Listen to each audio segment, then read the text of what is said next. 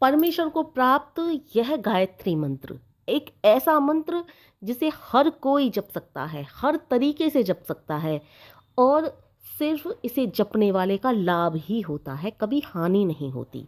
यह बात अटल सत्य है, बिल्कुल अटल सत्य है। आप गायत्री मंत्र का जप कर रहे हो और आपको लग रहा है कि मेरी हानि हो रही है, तो वो किसी अन्य कारणवश हो रही होगी।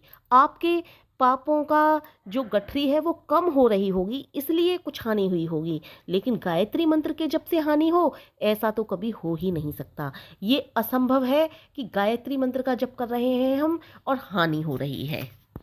कि गायत्री मंत्र एक ऐसा मंत्र है जो प्राण शक्ति देता है, यानी कि अपने साधक के प्राणों की रक्षा करता है। ऐसी शक्ति किसी अन्य मंत्र में नहीं है। तो बहुत से लोगों का विचार आया है मेरे पास, बहुत से लोगों ने कहा मुझसे कि जब हम भगवान की भक्ति किसी भी रूप में करते हैं, किसी भी मंत्र द्वारा करते हैं, जप द्वारा करते हैं या फिर किसी भी रूप में उनको पूजते हैं, तो ये प्राण शक्ति देने का वरदान सिर्फ गायत्री मंत्र में ही क्यों है। तो देखिए, भगवान ने ईश्वर ने जब प्राणी मात्र को रचा है तो आत्मा तो सभी के अंदर एक है, चाहे वो पशु हों, चाहे पक्षी हों, चाहे मानव हो। चलो इनको पशु पक्षियों को छोड़ो, जीव जंतुओं को छोड़ो, सिर्फ एक हम मनुष्य शरीरधारियों के ऊपर ही बात करते हैं। तो मनुष्य शरीरधारियों में भी जो आत्मा है वो सभी के अंदर है, चाहे वो रिश्ते आपके कोई भी हों, चाहे वो पिता से रिश्ता बनता हो, चाहे माँ से बनता हो, चाहे बहन से, भाई से, या फिर अड़ोसी पड़ोसी या मामा मौसी बुआ, इनसे किसी से भी रिश्ता बनता हो, लेकिन आत्मा सभी के अंदर एक है।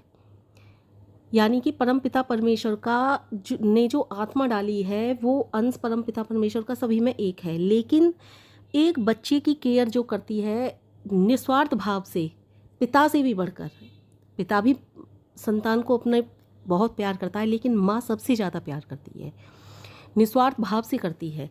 माँ की बराबर प्रेम संसार में कोई भी नहीं कर सकता, लेकिन आत्मा सभी के अंदर एक है। इसी तरह से ईश्वर प्रत्येक रूप में है। किसी भी मंत्र का जाप करो, जप का तप कोई भी करिए, आप किसी भी ईश्वर को किसी भी रूप में पूजिए, लेकिन जो गायत्री मंत्र के द्वारा आपको भगवान की भक्ति का प्रसाद मिलता है वो किसी अन्य मंत्र द्वारा नहीं मिल सकता है। इसके जवाब में जो लोगों ने मुझसे प्रश्न पूछा है, इसका यही जवाब हो सकता है कि इससे बढ़कर, गायत्री मंत्र से बढ़कर कुछ हो ही नहीं सकता। किसी भी देवी देवता के रूप में आप ईश्वर को पूजिए, किसी भी भगवान के रूप में पूजिए, किसी के भी रूप में पूजिए, लेकिन गायत्री मंत्र के द्वारा जब आप ईश्वर को पूजते हैं, उपासना करते हैं, तो आप सबसे ऊपर हो जाते हैं, क्योंकि गायत्री मंत्र एक महामंत्र है। जैसे आत्मा सभी के अंदर है, लेकिन माँ रूपी आत्मा जो है, माँ के अंदर जो आत्मा बैठी हुई है तो वो ईश्वर का ही रूप, सभी के अंदर ईश्वर का रूप है। लेकिन माँ अपने बच्चे की जिस तरह से केयर करती है, उसी तरह से गायत्री मंत्र अपने बच्चे को हर तरह से, अपने उपासक को हर तरह से, हर दुविधा से, हर तरह की परेशानी से निकाल करके हर तरह का सुख देता है। अथर्ववेद में कहा भी गया है, ओम स्तुता मया वरदा वेद माता प्रचोदयंता पावमानी ध्वजा नाम आयु प्राणम प्रजा पशुम कीर्ति द्रवणम ब्रह्मा वर्चसम महादत्वा वज्रत ब्रह्मलोकम। अर्थात ध्वजों को पवित्र करने वाली गायत्री की मैंने स्तुति की है, उसका विस्तार प्रचार करो, वह आयु स्वास्थ्य प्रजा संतान पशु कीर्ति यश धन और ब्रह्म तेज देकर ब्रह्मलोक तक पहुंचाती है। तो इसमें सभी कुछ दे दिया भगवान ने, सब कुछ है गायत्री मंत्र में, इसमें सब कुछ देने की बात कही गई है, इसलिए गायत्री मंत्र सबसे ऊपर है। अब इस संदर्भ में आते हैं कि गायत्री मंत्र को कौन कौन भज सकता है, कौन कौन जप सकता है।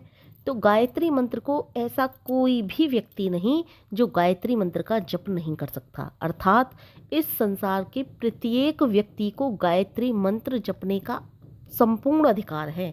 जैसे कि एक ऋषि, महर्षि, तपस्वी गायत्री मंत्र को जप सकते हैं, ब्राह्मण गायत्री मंत्र को जप सकता है, क्षत्रिय वैश्य गायत्री मंत्र को जप सकते हैं, उसी प्रकार कोई भी हो, चाहे वो भी गायत्री मंत्र को जप सकता है, क्योंकि गायत्री मंत्र को जपने वाला व्यक्ति स्वयं ब्राह्मण बन जाता है।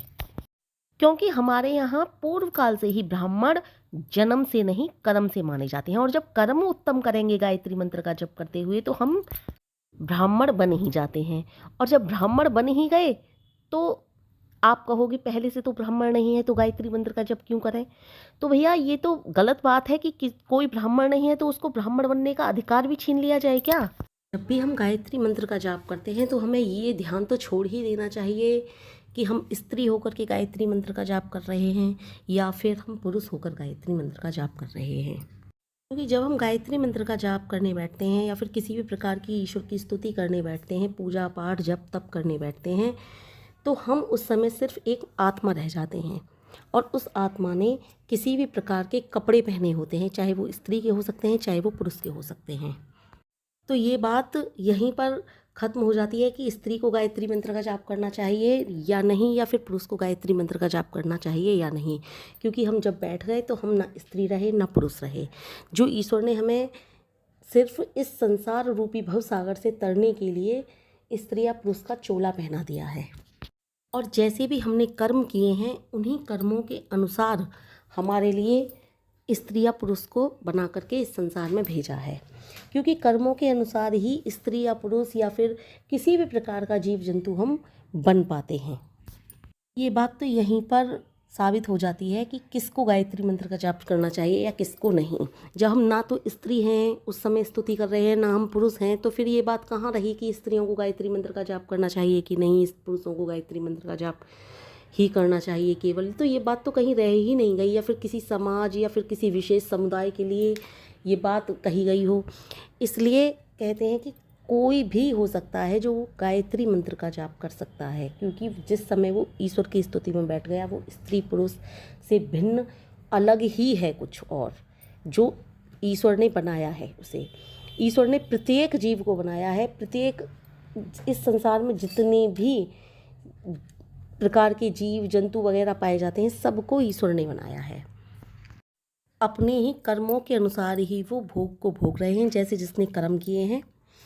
उसके बाद इस भवसागर से सबको पार उतरना है, और वो भी सिर्फ ईश्वर के जप ध्यान और तप द्वारा ही। एक सर पर भारी बोझ रखा हुआ है, इतना भारी बोझ है वो कि कंकड़ पत्थरों जैसा भारी बोझ रखा हुआ है।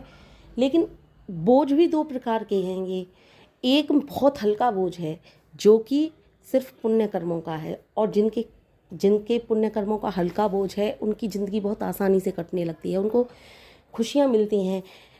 लेकिन जिनके सर पर भारी बोझ की गठरी ज़्यादा रखी हुई है उनकी ज़िंदगी बड़े दुख से बीतती है। देखा है हमने कितने गरीब लोग होते हैं जिनको 2 वक्त का खाना भी नसीब नहीं होता। बड़ी मुश्किलों से, मेहनत के बाद वो 2 वक्त का खाना खा पाते हैं। बहुत मुश्किल से उनका जीवन यापन होता है, फटे पुराने कपड़ों से ही अपना जीवन यापन करते हैं। या तो कई बार उन्हें अमीर लोग जो होते हैं जिनके पापों की गठरी का बोझ कम है, पुण्य की गठरी का बोझ ज़्यादा है जो कि बहुत हल्का होता है, वो लोग ही इस तरह की सुविधाओं को कभी कभी दे दिया करते हैं, वो भी हमारे कर्मों के अनुसार ही। इसलिए पुण्य की गठरी को ज़्यादा बढ़ाओ, पाप की गठरी को कम करो, यही जीवन का लक्ष्य बनाओ। पुण्य ज़्यादा होने चाहिए, पाप कर्म कम होने चाहिए, ताकि इस गठरी का बोझ हम पर भारी ना पड़े।